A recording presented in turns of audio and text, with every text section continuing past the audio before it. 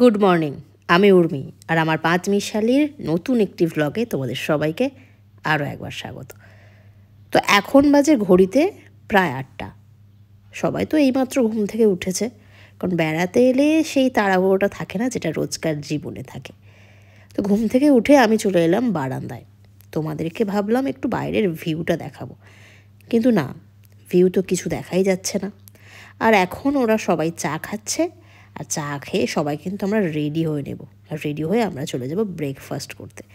Breakfast করে আমরা বেরিয়ে পড়বো সাইট সিনের জন্য। তাহলে চলো, আমরা রেডি হয়ে নিয়েছি। আর এখন দেখতে পাচ্ছ বৃষ্টিও শুরু হয়ে গেছে। আর দেখা যাক এই বৃষ্টি মাথায় নিয়ে আমরা আজকের কটা সাইট সিন দেখতে পারি।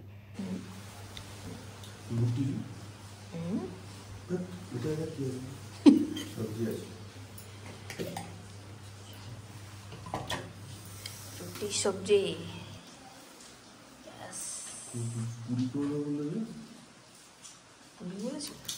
না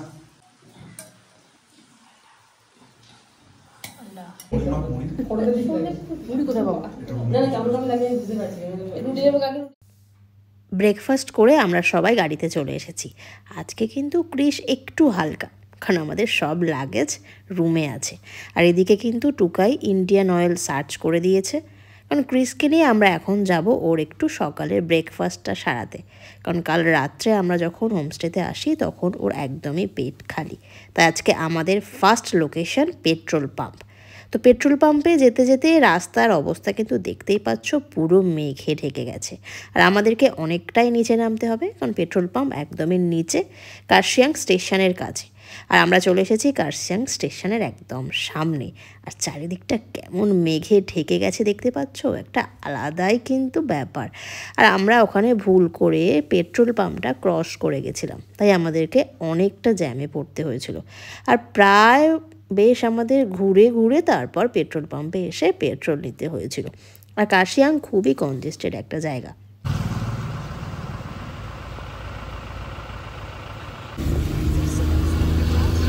পেট্রোল পাম্পে পেট্রোল ভরিয়ে আমরা এখন যাব প্রথম আমাদের সাইট সিন হনুমান টকের দিকে, যেখানে যাওয়ার রাস্তাটা অসাধারণ।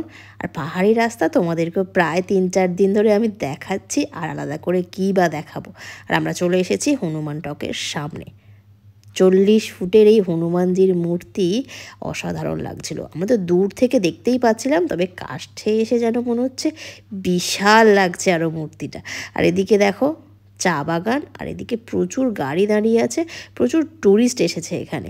আমরা এখানে বেশ অনেকক্ষণ সময় কাটাবো, কারণ আজকে আমাদের অতটা তাড়াহুড়ো নেই। সারাদিনে যতগুলো সাইট সিন করা যায় সেগুলো দেখবো, আর তোমাদের সাথে পুরো ভিডিওটা শেয়ার করব।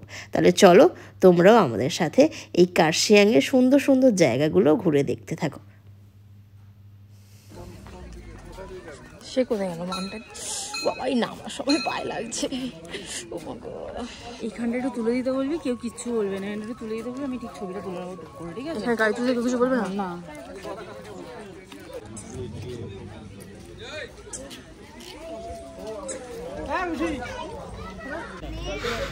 হ্যাঁ উঠে নাই পুরা সাইড দাও, সাইড আরে সাইড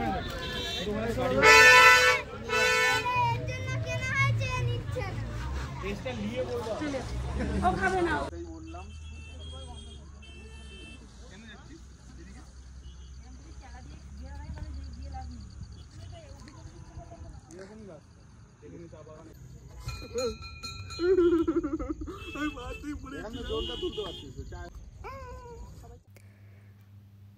আমরা এখন পৌঁছে গেছি ডাউহিল গার্লস স্কুলের সামনে। খুব সুন্দর একটা জায়গা, বেশ সামনে বিস্তৃত খেলার মাঠ, আর সামনের ভিউটা ঠিক এরকম।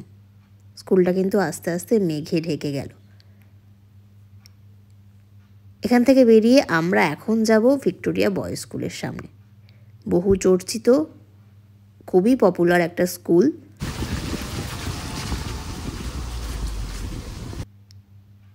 ভিক্টোরিয়া বয়েজ স্কুলের সামনে এসে আমরা জানতে পারলাম এখানে এখন ট্যুরিস্ট অ্যালাউ করছে না, তাই আমরা ভেতরে প্রবেশ করতে পারিনি। তাই বেশি আর ওখানে না দাঁড়িয়ে আমরা এখন চলে যাব ডাউহিল পাইন ফরেস্টের দিকে।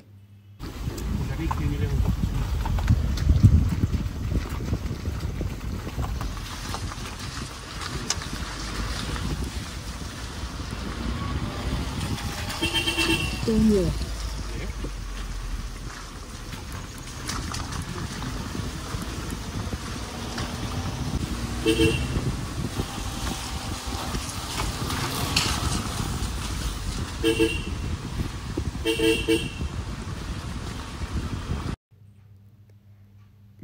Pine forest. এখানে কিন্তু সবসময় ট্যুরিস্টের বেশ ভিড়। কিছু ঘটনা ঘটার পর থেকে বা কিছু ঘটনা রটার পর থেকে হয়তো এখানে ট্যুরিস্ট একটু বেশি হচ্ছে। সবাই আসছে সেই গল্পের টানে বা সেই ভুতুড়ে কিছু একটা এক্সপিরিয়েন্স করার জন্য। তো আমরাও কার্শিয়াং প্ল্যান করেছিলাম এরকম কিছু গল্প শুনে বা ভিডিও দেখে। তো ডাউহিল পাইন ফরেস্ট খুবই নির্জন একটা জায়গা। ভেতরটা বেশ রঙিন সব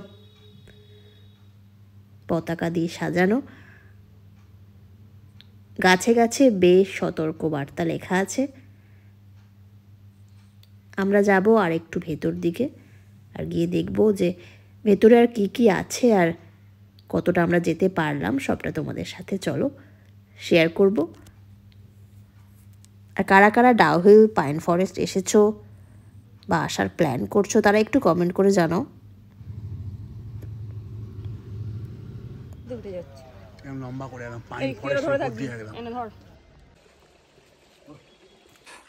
অনেকটা চলে এসেছি হেঁটে হেঁটে।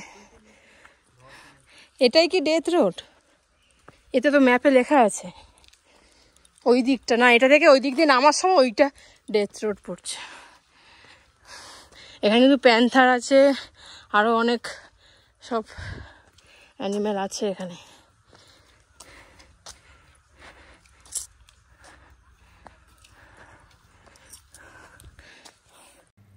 কিছুটা আসার পর এখানে দেখলাম একজন অফিসার, উনি ডিউটিতে আছেন। তো ওনাকে জিজ্ঞাসা করলাম এখানে কি কি আছে। উনি বললেন বাঁদিকে একটা কোয়ার্টার আছে, যে স্কুলের যারা ছাত্ররা থাকে তাদের কোয়ার্টার। ডান দিকে আছে একটা হসপিটাল, স্কুলের ছাত্রছাত্রীদের জন্যই সেই হসপিটালটা। তবে এখন নাকি স্কুল বন্ধ আছে। ওনাকে আমরা কৌতূহলবশত জিজ্ঞাসা করলাম যে এখানে নাকি ভূত আছে বা কিছু এরকম কিছু ঘটনা আপনি কি কখনো দেখেছেন বা আপনার সাথে কিছু ঘটেছে। তো উনি আমাদের বললেন যে উনি কখনো কিছু দেখেননি, কারণ উনি এখানে যখনই ডিউটি দিয়েছেন ওনার সাথে সেরকম কিছু ঘটনা ঘটেনি। তবে উনি আমাদের এটাও বললেন যে হয়তো থাকতে পারে, কারণ এখানে নাকি অনেকে সুইসাইড করেছে, যতটা উনি বললেন। তারপর আমরা ওখানে আর বেশিক্ষণ সময় কাটাইনি, আমরা ওখান থেকে আবার নিচের দিকে নেমে এলাম। আর এখন আমরা এখান থেকে যাব চিমনিগাঁও, আর তার আগে আমরা আমাদের হোমস্টেতে গিয়ে লাঞ্চটা সারবো। এখান থেকে চিমনিগাঁও বেশি নয়, কারণ আমাদের হোমস্টে থেকে ডাউহিল ফরেস্ট বলো, ডাউহিল সাইট সিনগুলো খুবই কাছে।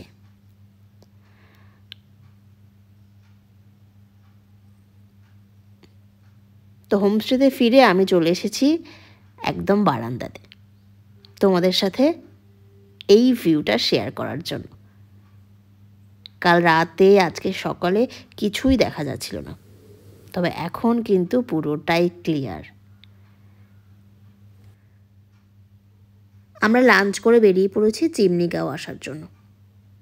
আর চিমনিগাঁও ভিউ পয়েন্ট থেকে এই যে দৃশ্যটা আমরা দেখলাম অসাধারণ।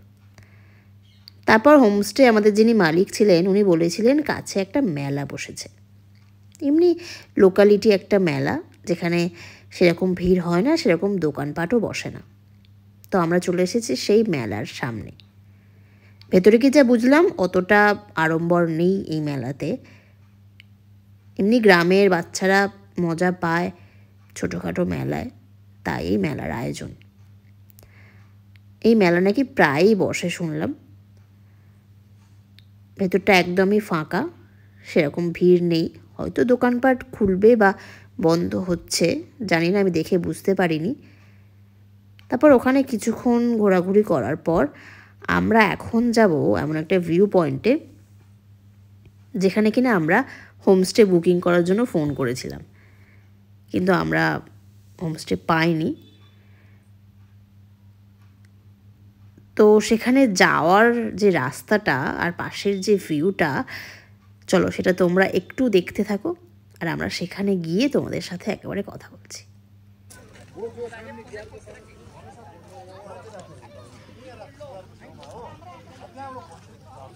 তো আমরা পৌঁছে গেছি এখন পাইন ট্রি হোমস্টেতে। মানে পাইন ট্রি হোমস্টের নিয়ারেস্ট যে ভিউ পয়েন্টটা, সেখানেই আমরা আছি। দূরেই ওই কটেজগুলোতে আমাদের থাকার কথা ছিল, মানে আমরা চেষ্টা করেছিলাম এখানে বুকিং করার জন্য, কিন্তু একদমই সবটাই বুকিং হয়ে গিয়েছিল। আর এখান থেকে নিচের শিলিগুড়ি শহরটা যে কি ভালো লাগছে তোমাদেরকে কি বলবো। আর বেশি বকবো না, তোমরা ভিডিওটা আর এই দৃশ্যটা এনজয় করো। আমি এরকম ভিউ কখনো দেখিনি। সিরিয়াসলি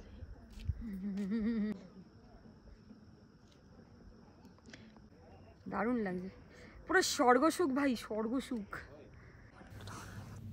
সন্ধ্যাবেলা হোমস্টেতে ফিরে আমাদেরকে দিয়ে দিয়েছিল মোমো বেশ ভর্তি করে। তারপর আমরা একটু সময় কাটিয়ে রাতের ডিনারটাও সেরে নিয়েছিলাম। তাহলে চলো রাতে ডিনারটা করে নিই, আর তোমাদের সাথে আজকের ভিডিওটা এখানেই শেষ করছি। দেখা হচ্ছে পরের ভিডিওতে।